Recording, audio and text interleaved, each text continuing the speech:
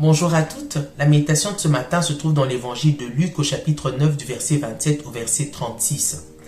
Alors au verset 27, Christ dit à ses disciples, il fait une déclaration en leur disant ceci: « Quelques-uns parmi vous ne mourront pas sans avoir vu le royaume des cieux. » Et 8 jours après cette déclaration, Christ monte sur la montagne pour prier. Il prend avec lui Pierre, Jean et Jacques.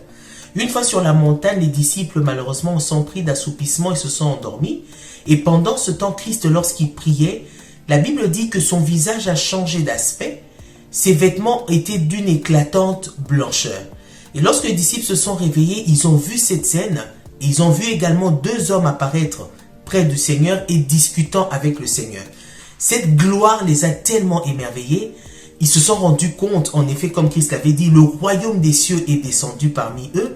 Ils ont tellement été émerveillés qu'ils ont demandé au Seigneur qu'il puisse demeurer là et qu'il puisse construire des tentes. Quel a été le but du Seigneur en permettant que quelques-uns puissent voir la gloire de Dieu avant de mourir?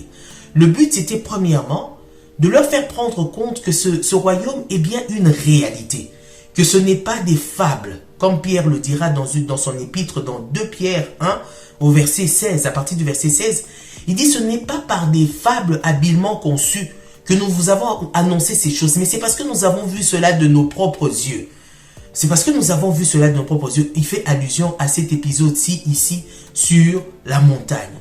Alors, le Seigneur a voulu donc cela, leur permettre de voir que c'était une réalité, mais il a voulu également leur faire goûter pour qu'ils réalisent combien c'est bon, combien le royaume des cieux est plus que tout.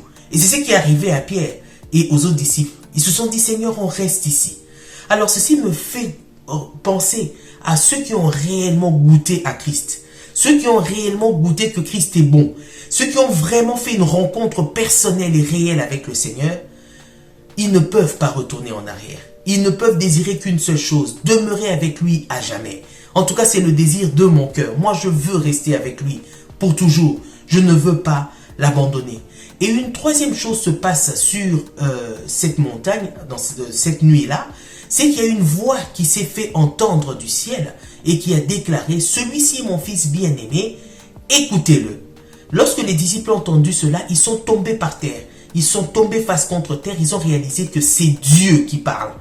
C'est Dieu qui parle. Il déclare que le maître derrière qui vous marchez, le maître que vous suivez toujours, il est réellement fils de Dieu. Il est Dieu. Et donc les disciples qui avaient toujours eu une connaissance de leur maître, ils le voyaient faire des miracles. Ils l'ont vu pardonner les péchés. Ils l'ont vu ressusciter des morts. Ils l'ont vu faire toutes sortes de prodiges.